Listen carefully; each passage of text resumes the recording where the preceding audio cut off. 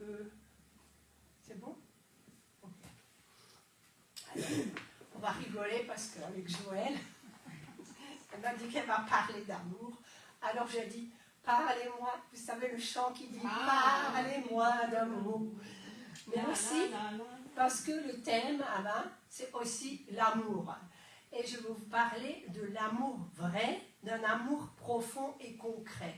Parce que l'amour, bien sûr, sans qu'il soit manifesté concrètement, ben, ça ne sert à rien, quoi. Et aussi, j'ai pensé à ce chant, mais je ne sais pas si vous connaissez. Voyez de quel amour le Père nous a tant aimés. C'est un chant. Voyez de quel amour le Père nous a tant aimés. Je ne sais pas, bon, c'est une parole de la Bible qui est chantée. Et par rapport, bien sûr, à ce que Joël nous a montré, et vraiment, Seigneur, je veux te bénir parce que dès le commencement, tu nous as aimés et c'est magnifique de se savoir aimer de toi et de savoir aussi qu'on peut te faire confiance de notre naissance jusqu'à notre mort parce que notre vie t'appartient. Merci Seigneur que ce matin je puisse apporter ce message et qu'il puisse vraiment pénétrer dans le cœur et Seigneur vraiment tu es un Dieu magnifique et merveilleux et tu t'occupes de chacun de nous au nom de Jésus. Amen. En fait, le verset qui m'a interpellée pendant toute la semaine, et déjà je veux vous dire merci pour votre amour, parce que j'étais malade, et vous allez prier pour moi, donc c'est déjà un amour concret qui s'est manifesté, et je veux vous remercier de vos prières et de m'avoir porté devant le trône de Dieu, et aujourd'hui je suis rétablie, et merci Seigneur, parce que c'est toi qui guéris encore aujourd'hui. Alors, 1 Jean 3, verset 18. Petits enfants, n'aimons pas en parole et avec la langue, mais en action et avec vérité.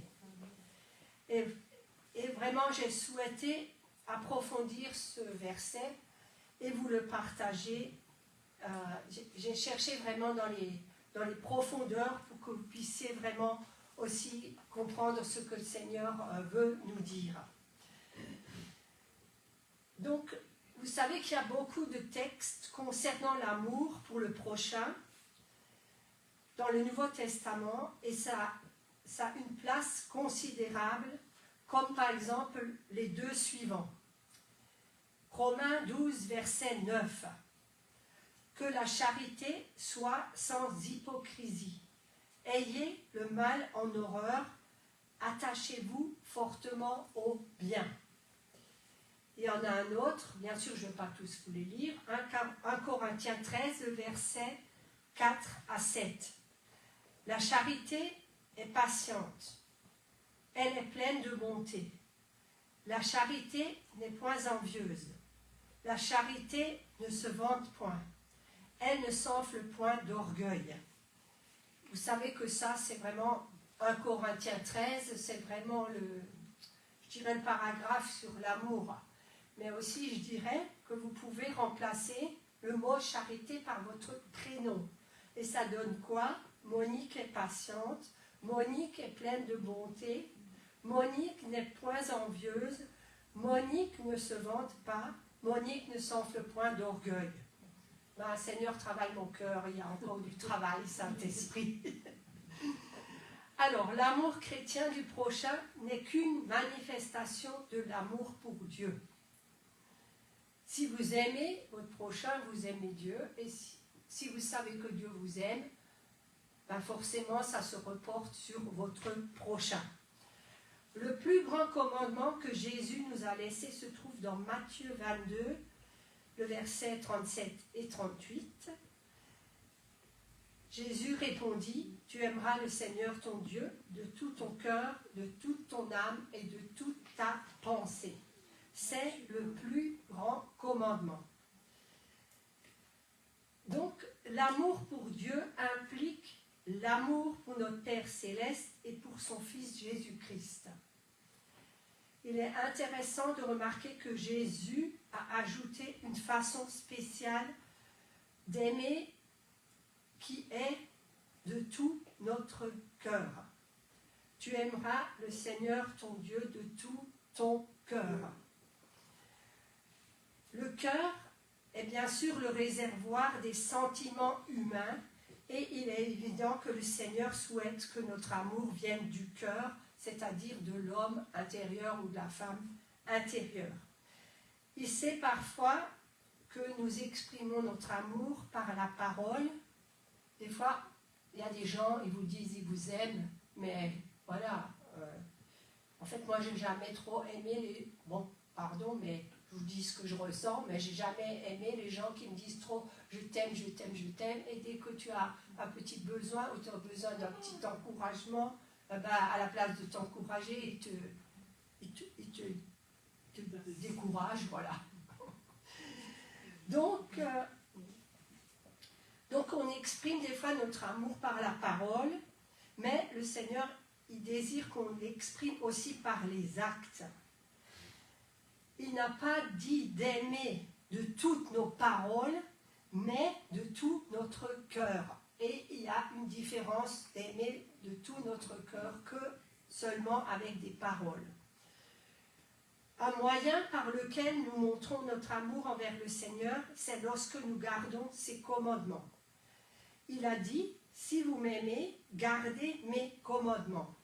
Jean 14, verset 15. Et si l'on garde ses commandements, eh bien forcément, ils se traduisent en actes. Il est impossible d'aimer Dieu sans aimer son prochain. Vous êtes d'accord? Oui. Parce que Dieu est amour, il n'est pas possible de l'aimer sans aimer du même mouvement ceux qui l'aiment comme il les aime. Et pour ça, le verset qui dit ça, c'est 1 Jean 4, versets 19 et 20.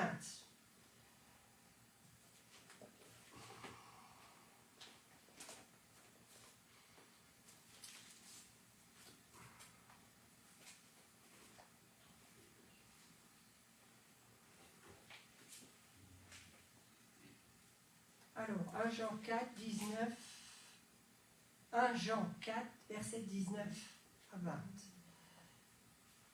Pour nous, nous l'aimons parce qu'il nous a aimés le premier. Si quelqu'un dit « j'aime Dieu » et qu'il haïsse son frère, c'est un menteur. Car celui qui n'aime pas son frère qu'il voit, comment peut-il aimer Dieu qu'il ne voit pas? Et nous avons de lui ce commandement que celui qui aime Dieu aime aussi son frère. Alors, l'amour du prochain est le signe décisif de notre amour pour Dieu.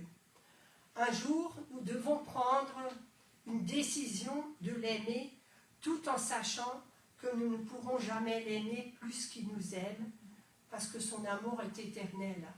Et ça me fait toujours penser, des fois le Seigneur il me dit, mais moi, tu sais, j'aime plus ta fille que toi-même tu peux l'aimer. J'aime plus ton mari que toi-même tu peux l'aimer.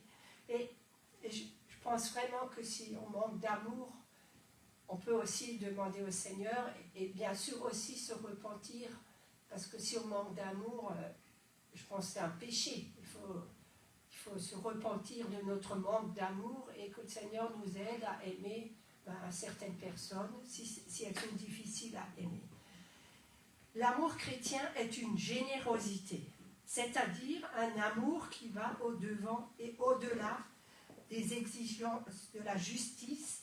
C'est un amour aussi qui est prévenant, c'est un amour qui est patient, un amour miséricordieux, et c'est aussi un amour qui se fait serviteur.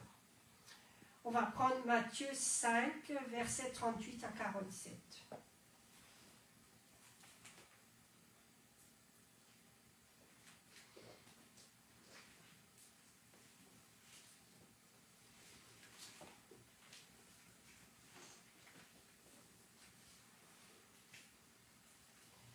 Vous avez appris qu'il a été dit œil pour œil et dent pour dent.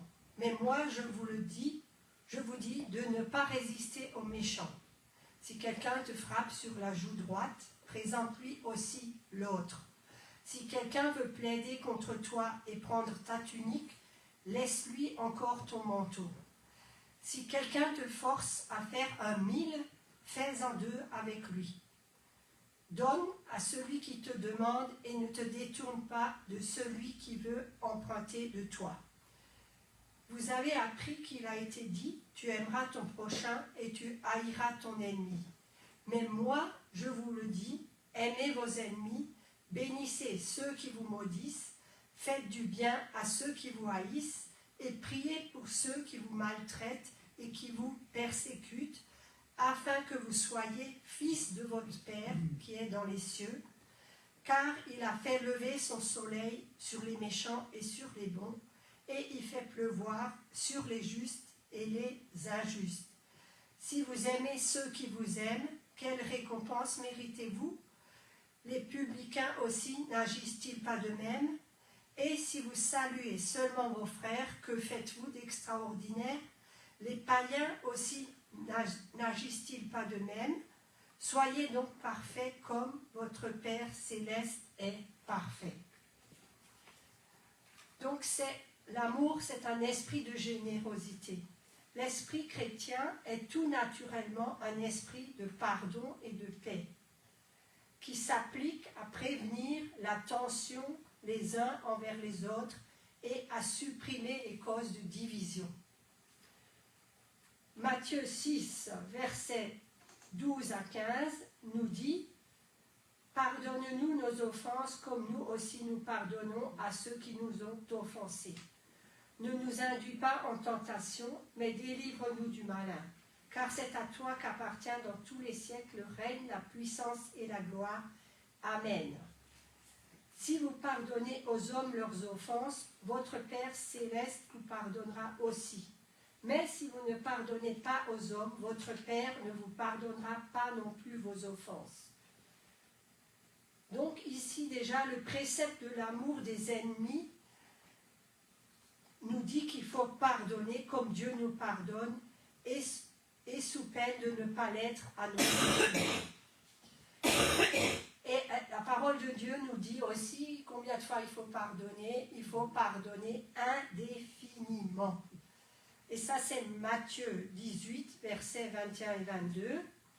Alors Pierre s'approcha de lui et dit « Seigneur, combien de fois pardonnerai-je à mon frère lorsqu'il péchera contre moi? Sera-ce jusqu'à 7 fois ?»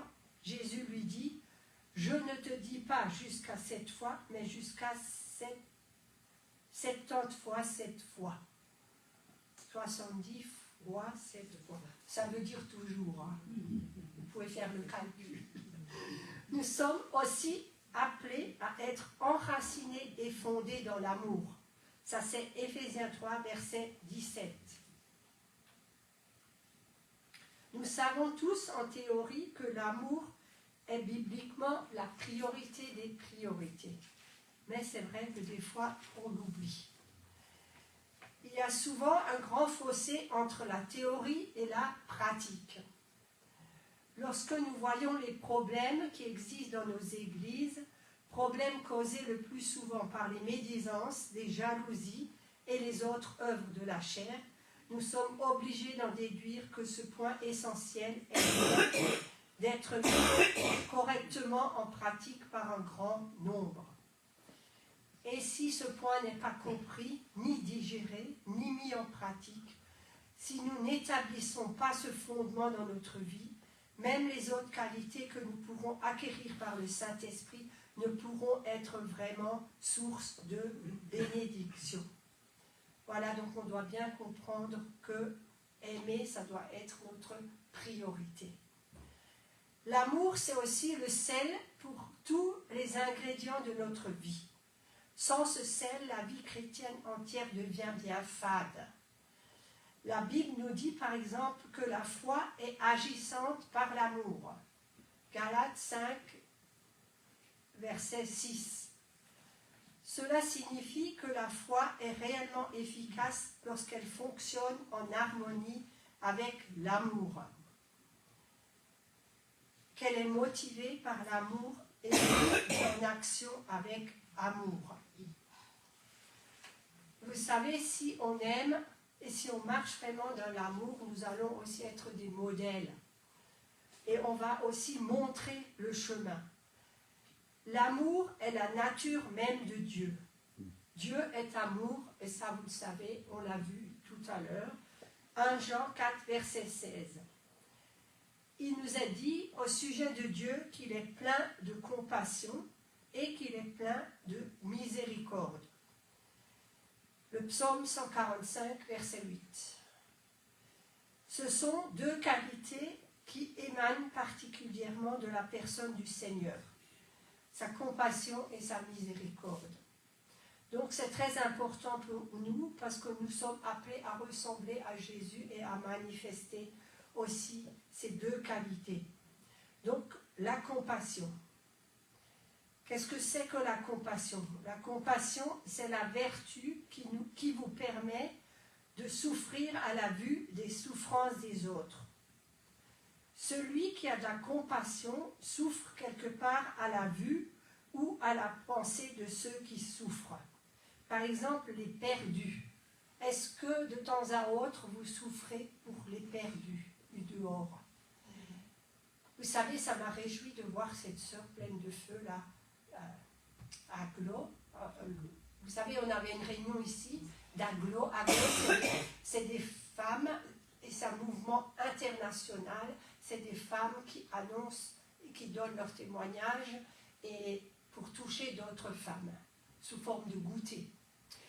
Et vraiment, donc dernièrement dans cette salle, il y avait Tantel, elle s'appelle, elle est malgache, donc vous m'excusez, mais le nom, c'est à rallonge, j'arrive pas à le retenir.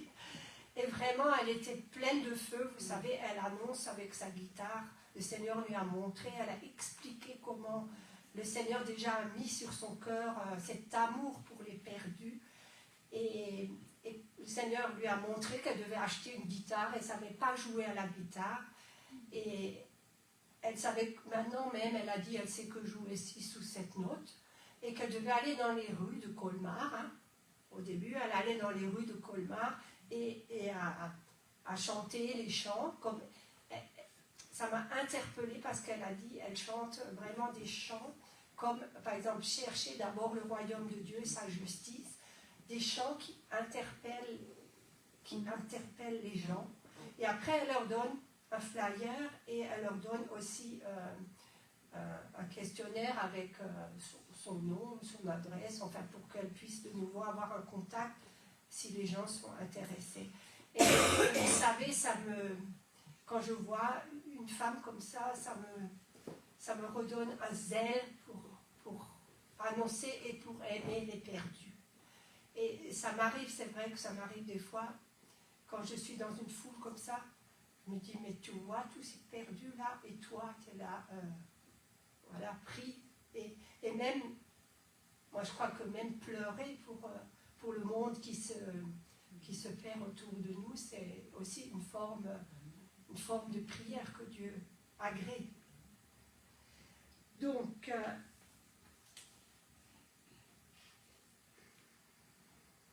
en tout cas, moi, ça m'a beaucoup aidé, cette sœur, elle m'a vraiment, bien sûr, Dieu l'a utilisée, mais aussi pour nous encourager à continuer à avancer.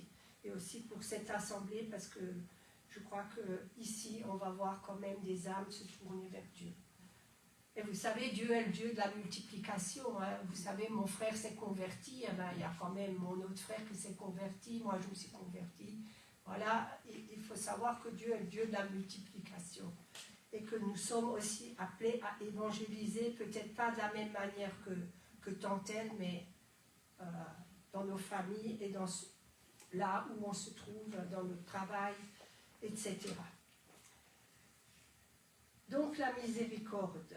Ensuite, la compassion. La compassion, c'est la vertu qui vous permet de souffrir à la vue des souffrances des autres.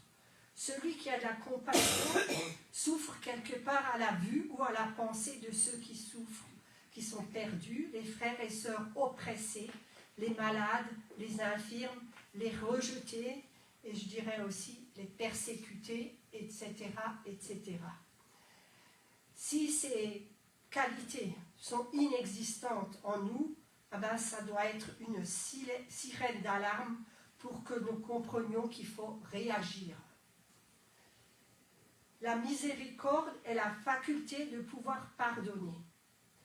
Dieu est souvent perçu par beaucoup comme l'accusateur, celui qui en a toujours après nous. C'est là un piège classique du diable. C'est quelque chose qui veut vous mettre, surtout, je dirais, avant votre conversion. Pourquoi il y a tant de souffrance et c'est toujours la faute de Dieu. Pourquoi celui-là il est malade, c'est la faute de Dieu. Ben non, c'est pas la faute de Dieu. Parce que si on partageait, je dis ce serait formidable. Vous savez, il y a assez de nourriture sur toute la terre pour nourrir tout le monde. Moi, je crois que si on partage, eh ben, il y a assez à partager et c'est aussi une manière d'aimer les autres. Un chrétien doit faire attention à ne pas être à côté du diable, à toujours accuser et aussi à culpabiliser les autres. Vous savez, des fois, on n'est pas dans les chaussures des autres. On ne peut pas comprendre vraiment. Des fois, il y a des gens qui sont peut-être durs à comprendre, mais s'ils n'ont pas reçu l'amour quand ils étaient enfants et qu'ils n'ont pas compris encore l'amour de Dieu, c'est normal qu'ils aient des réactions, des fois peut-être qui peuvent vous sembler étranges ou décevantes, mais aimons les gens comme ils sont et pardonnons et allons plus loin et ayons de la compassion les uns aussi pour les autres. Un serviteur de Dieu doit intercéder pour le peuple et non l'accuser auprès de Dieu. Être miséricordieux, c'est pardonner facilement. J'écris facilement en grand. Parce que vous savez, quand je vous apporte la parole, ça me parle d'abord en premier à moi, et ça me permet aussi d'avoir une certaine maturité dans la foi et de me faire grandir. Donc, pardonner facilement. Lorsque Dieu grandit en nous, l'amour grandit en nous. Lorsque l'amour grandit en nous, la compassion et la miséricorde grandissent également. Notons que Dieu n'a pas de la compassion et de la miséricorde seulement, mais qu'il en est plein. Plein de miséricorde, plein de compassion. Donc vous reconnaissez que vous avancez dans votre marche, dans l'amour, parce que ces qualités se développent en vous et vous remplissent de plus en plus. Donc je vous pose quelques questions, vous pouvez répondre bien sûr dans votre être intérieur. Vous intéressez-vous aux souffrances des autres? Faites-vous plus que vous intéressez? Cherchez-vous les moyens aussi de les soulager? Êtes-vous prompt à pardonner? Marcher dans l'amour est synonyme de connaître Dieu. Celui qui n'aime pas n'a pas connu Dieu. C'est 1 Jean 4, verset 8.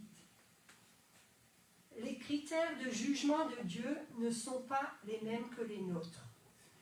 Nous sommes facilement impressionnés par le spectaculaire, par les démonstrations de puissance.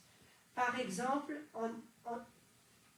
avons tendance à penser que seuls les hommes marchant dans l'amour peuvent manifester le miraculeux de Dieu. Vous savez, le miraculeux de Dieu, c'est important, très important, mais ce n'est pas une preuve que celui qui en est l'instrument marche dans l'amour. Et moi, des fois, quand j'entends des grands hommes de Dieu qui divorcent, je me dis, ça me fait de la peine, parce que quelque part, ils ne marchent pas dans l'amour, parce que le couple, c'est Dieu qui vous a unis, quoi. Si vous avez pris la bonne décision devant Dieu, et si vous aimez, c'est un peu dur, quoi. Mais ce n'est pas une preuve que celui qui en est l'instrument marche dans l'amour. Jésus dira à certains qui prophétisaient et faisaient des miracles en son nom, « Je ne vous ai jamais connus, vous qui commettez l'iniquité. » C'était Matthieu 7, verset 23. Donc, examinez-vous par rapport à vos motivations, vos manières. Sont-elles inspirées par la compassion et la miséricorde? Et ça doit être le vrai thermomètre.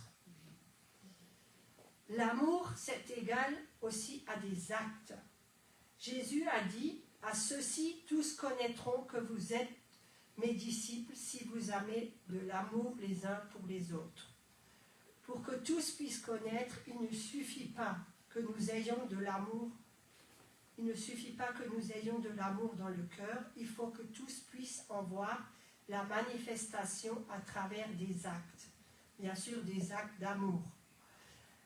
Un amour réel et vrai engendrera automatiquement des actes. C'est ce principe qu'explique Jacques dans son épître. Jacques 2, versets 14 à 26. En ce qui concerne la foi qui doit être, dit-il, suivie d'œuvres. Il précise dans ces passages, si un frère ou une sœur sont nus et manquent de la nourriture de chaque jour et que l'un d'entre vous leur dise « Allez, chauffez-vous et rassasiez-vous » et que vous ne leur donniez pas ce qui est nécessaire au corps, à quoi sert-il? À quoi cela sert-il? L'amour de Dieu consiste à garder ses commandements. Ça, on l'a déjà vu. Le second commandement, équivalent au premier, selon Jésus, est d'aimer son prochain comme soi-même. Un amour profond et concret envers soi-même. Parce que si on ne s'aime pas soi-même, on ne peut pas aimer les autres. Matthieu 22, 37 à 40. On aime son prochain à travers des actes concrets. Cela lui fera toujours du bien de savoir qu'on l'aime en lui disant, bien sûr, cela lui en fera encore plus d'en avoir la preuve concrète à travers des actes concrets.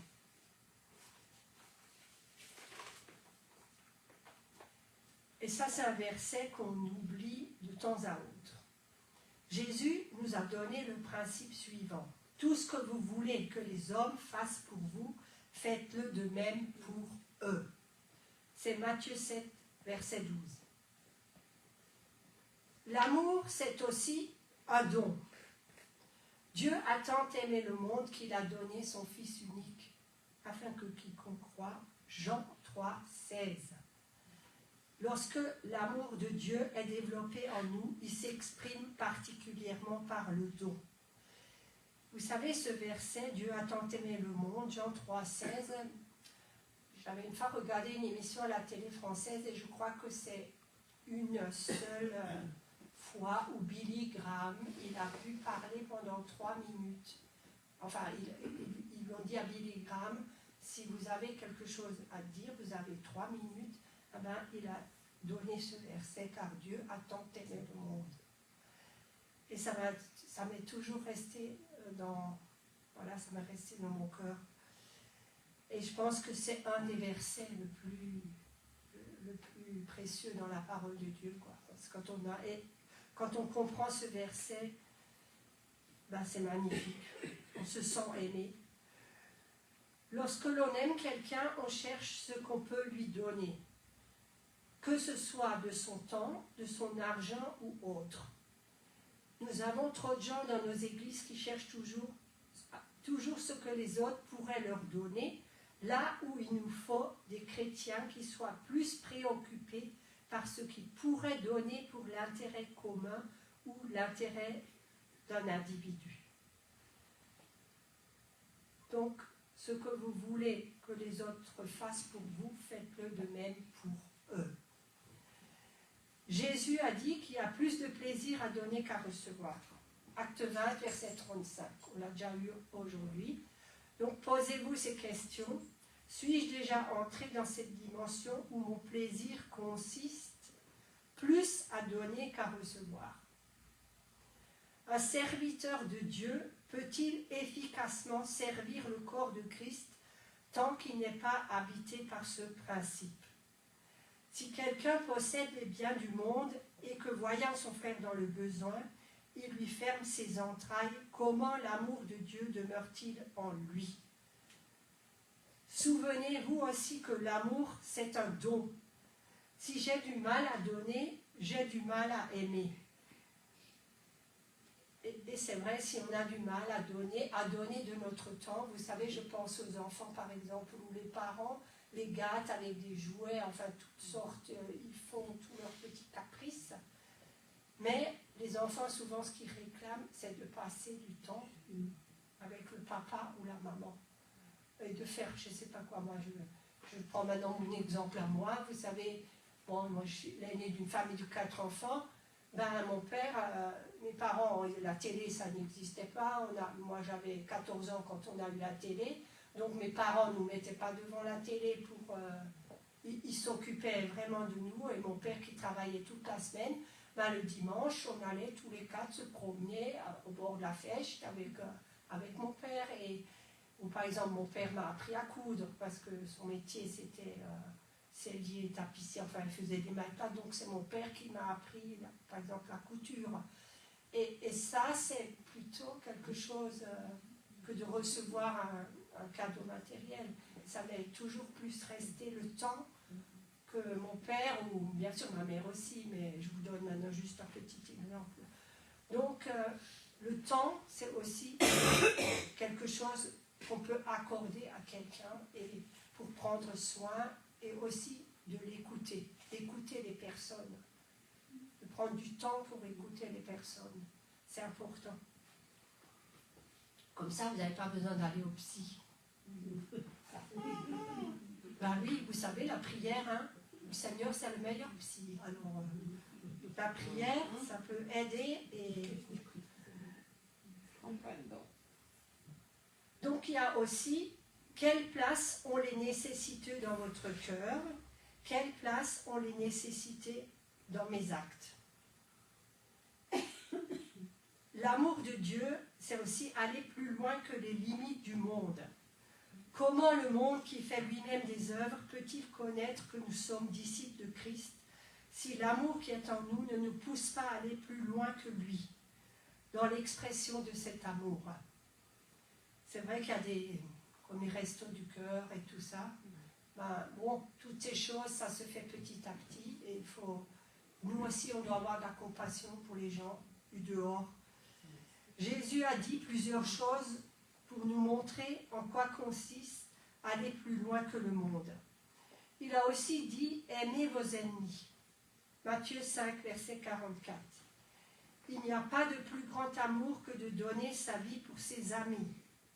Jean 15, verset 13. D'inviter ceux qui ne peuvent te rendre l'invitation. Luc 14, verset 12 et 13. Si quelqu'un te frappe sur la joue droite, présente-lui aussi l'autre. Matthieu 5, verset 39. L'apôtre Paul, de son côté, nous appelle à surmonter aussi le mal par le bien, en donnant à manger à notre ennemi s'il a faim, en lui donnant à boire s'il a soif, ne se vengeant pas soi-même. Ça c'est Romains 12, versets 17 à 21. Ne rendez à personne le mal pour le mal. Recherchez ce qui est bien devant tous les hommes. S'il est possible, autant que cela dépende de vous, soyez en paix avec tous les hommes. Ne vous vengez point vous-même, bien-aimés, mais laissez agir la colère, car il est écrit « À moi la vengeance, à moi la rétribution, dit le Seigneur. » Mais si ton ennemi a faim, donne-lui à manger. S'il a soif, donne-lui à boire, car en agissant ainsi, ce sont des charbons ardents que tu amasseras sur sa tête. Ne te laisse pas vaincre par le mal, mais surmonte le mal par le bien. Donc, nous voyons là qu'il nous est demandé de vivre dans une dimension très élevée, quoique c'est normal pour Dieu de vivre dans l'amour. Je dirais qu'on va des fois à contre-courant de l'esprit de ce monde. C'est pas évident de tendre sa joue si quelqu'un te tape la joue, et voilà. Mais bon, ça peut aussi être spirituel, vous savez, quand on parle des paroles, quand quelqu'un vous dit une parole dure, méchante, oui. Beaucoup d'entre nous ont perdu de vue depuis longtemps cette dimension, n'est-ce pas? Que cet enseignement soit l'occasion d'y revenir, d'une nouvelle consécration aussi à notre Seigneur et dans la mise en pratique de sa parole. Parce que le Seigneur, il dit qu'il ne faut pas être oublieux, mais qu'on doit mettre sa parole en pratique. Donc, souvenez-vous de cette exhortation, vous qui voulez servir Dieu, car servir Dieu, c'est servir les gens. Et pour bien servir les gens, il faut les aimer. Ne vous contentez pas d'un christianisme confortable. Recherchez à vivre au niveau de ce que l'Écriture demande vraiment. L'amour, donc, c'est aussi le pardon. Soyez bons les uns envers les autres, compatissants, vous pardonnant réciproquement comme Dieu vous a pardonné en Christ. Éphésiens 4, verset 32. Dieu a donné son Fils par amour pour nous et afin que nous soyons pardonnés. Le pardon est donc indissociable de la notion d'amour. Assurez-vous que non seulement vous avez pardonné aux personnes qui vous ont frustré dans le passé d'une manière ou d'une autre, mais aussi qu'aujourd'hui, vous donnez facilement le pardon à ceux qui, en parenthèse, marchent sur vos pieds. Pardonnez du pardon de Dieu. Celui qui oublie, parce que Dieu, il oublie, mais nous, est-ce qu'on oublie? Je ne me souviendrai plus de leurs péchés. C'est Hébreux 8, verset 12. Donc on a déjà parlé de la miséricorde, qui est cette facilité à pardonner facilement. Donc pour pardonner facilement, vous devez apprendre, premièrement, à détraumatiser la situation, car Dieu a aussi la faculté de transformer les situations et les malédictions en bénédictions. Vous devez apprendre à vous décentrer aussi de vous-même, de votre problème, mon problème, et de regarder au Seigneur. Et si vous n'arrivez pas à pardonner, demandez au Seigneur, il vous donnera la force. Je l'ai expérimenté moi-même. Et ne revenez pas toujours sur le sujet, quoi. Et si vous n'arrivez pas à pardonner à une personne, n'en parlez pas non plus tout le temps. Je l'ai expérimenté, ça je vous le dis, par rapport à quelqu'un de ma famille. Et j'ai remarqué qu'après, j'étais beaucoup plus sereine, parce que le pardon avait passé par là. Donc, il y a une loi spirituelle qui dit, pendant que je m'occupe des besoins des autres, Dieu s'occupe des miens. Ne plus vivre non plus dans le passé, mais vivre au présent en visionnant le futur. Vous ne pouvez plus rien changer au passé, mais dans votre présent, vous pouvez assurer un futur. Et n'oubliez pas, le pardon, c'est une puissance qui libère. Elle libère pas seulement la personne à qui vous donnez le pardon, mais elle vous libère vous-même. Un amour profond et concret, c'est quelque chose de meilleur. Pardonner aux autres est très bien, mais voyons aussi l'importance de se pardonner à soi-même. L'amour égale aussi l'amour de soi. Tu aimeras ton prochain comme toi-même. C'est Lévitique 19, verset 18. Marcher dans l'amour consiste à aimer Dieu, bien sûr, à aimer son prochain, et commandement moins remarqué, moins compris et mis en pratique, s'aimer soi-même. Beaucoup de gens veulent aimer les autres, mais ils se méprisent eux-mêmes. Dieu nous appelle à découvrir la nouvelle créature qu'il a fait de nous en Christ. Parce que sa parole, elle dit que vous êtes une merveilleuse créature. Dieu nous appelle à découvrir la nouvelle créature qu'il a fait de nous en Christ. Il nous appelle aussi à l'aimer, à en prendre soin. Et bien sûr, c'est à ne pas confondre avec l'égoïsme et l'égocentrisme. Si ne pas aimer son prochain est synonyme de ne pas aimer Dieu, Il en est de même de ne pas s'aimer, nous qui sommes créés à l'image de Dieu.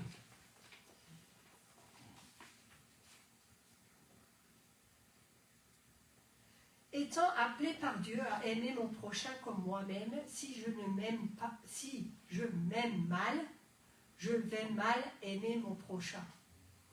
Dieu vous aime, c'est parce qu'il vous juge digne d'être aimé. Pourquoi vous jugeriez-vous indigne de vous aimer? Dieu vous demande de suivre son exemple. Il vous aime, donc aimez-vous. Alléluia. Dieu vous a estimé à un si grand prix qu'il a donné la vie de son Fils unique pour vous et moi. En vous aimant, vous honorez ce sacrifice. Dieu vous guérit intérieurement en vous faisant redécouvrir l'amour de vous-même. Une question très simple, est-ce que je m'aime? Moi, je m'aime parce que Dieu m'a aimé et parce que j'ai découvert cet amour de Dieu magnifique. Et Dieu a fait vraiment un changement dans mon cœur. Et c'est pour ça, le Seigneur il dit que je dois m'aimer. Donc je m'aime et je vous aime aussi pour la même occasion. Vous êtes mes bien-aimés, merci. L'amour de l'Église, l'amour c'est aussi l'amour de l'Église. Dieu nous aime à aimer l'Église, corps de Christ. Cela ne se fait pas sans discerner ceux qui font partie de ce corps, indépendamment de leurs différences avec nous. Par exemple, les points doctrinaux, contextes dans lesquels ils vivent leur foi. Tout chrétien authentiquement né de nouveau a droit à notre respect et à notre amour. De toute manière, on a à respecter chaque personne. Il nous appelle à aimer l'Église locale. Ceux qui entraînent, aimer les faibles. Aimer ceux qui sont différents. Aimer ceux qui sont durs à supporter. Vous savez, des fois, dans le temps, le pasteur il disait qu'il y avait, pas Paul, hein, il disait qu'il y a des sœurs rabots, des gens qui vous rabotent, vous voyez, des gens qui transforment aussi un peu votre caractère. L'amour est la plus grande puissance qui existe sur cette terre. La Bible dit que les grandes eaux ne peuvent éteindre l'amour. Cantique des Cantiques, chapitre 8, verset 7. Mes bien-aimés, n'oubliez pas que l'amour est répandu dans nos cœurs par le Saint-Esprit. N'imaginons pas que nous puissions marcher dans l'amour par nos propres forces. L'amour est répandu dans nos cœurs par le Saint-Esprit. Et donc, vous avez, chacun de vous, la capacité d'aimer. L'amour, le vrai, est égal à l'amour de Dieu. C'est un don de Dieu que seul le Saint-Esprit peut répandre dans notre vie. Et j'ai aussi lu ce verset. En fait, ce verset, moi, je le dis toujours pour les gens qui sont timides. Mais il y a un autre aspect dans ce verset, c'est le verset 2 Timothée 1, verset 7. Car ce n'est pas un esprit de timidité que Dieu nous a donné, au contraire, son esprit nous remplit de force, d'amour et de sagesse. Donc, l'Esprit Saint nous remplit d'amour, de force et de sagesse. Et là, je voudrais vraiment, pour ceux qui ne savent pas aimer ou qui croient ne pas savoir, Dieu nous remplit par son esprit d'amour. Conclusion. Comment faire en sorte que les actes parlent plus fort que les mots? Ainsi, en faisant un effort pour aider quelqu'un d'autre, que ce soit un acte de gentillesse ou un bon ami, l'action induit une cascade d'effets positifs qui peuvent se manifester dans d'autres domaines ou dans notre vie. C'est simple, laissez vos actions parler plus fort que les mots en choisissant d'agir. Elles en diront plus que les mots ne le pourront jamais.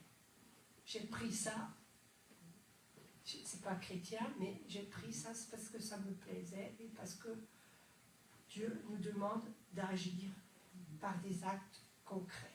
Voilà l'amour vrai. Seigneur, merci pour ta parole, parce qu'aujourd'hui, elle nous a parlé, elle m'a parlé. Seigneur, merci parce qu'on te demande aussi pardon pour nos manques de compassion, pour notre manque de miséricorde que nous avons eu entre frères et sœurs et peut-être aussi dans nos familles, avec ceux qui nous entourent. Merci Saint-Esprit, rends-nous conscients que tu vis en nous, que tu développes cet amour, aide-nous à marcher dans l'amour, pas seulement en parole mais aussi en acte. Seigneur, personnellement, je veux me reconsacrer à toi, me reconsacrer à t'aimer, me reconsacrer à aimer mes frères et sœurs. Merci parce que c'est que possible par ton Saint-Esprit qui vit en moi. Merci Seigneur pour mes frères et sœurs. Tu les bénis et vraiment tu nous donnes de nous aimer les uns les autres. Seigneur, pas seulement avec des mots, mais aussi avec des actes. Au nom de Jésus. Amen. Amen.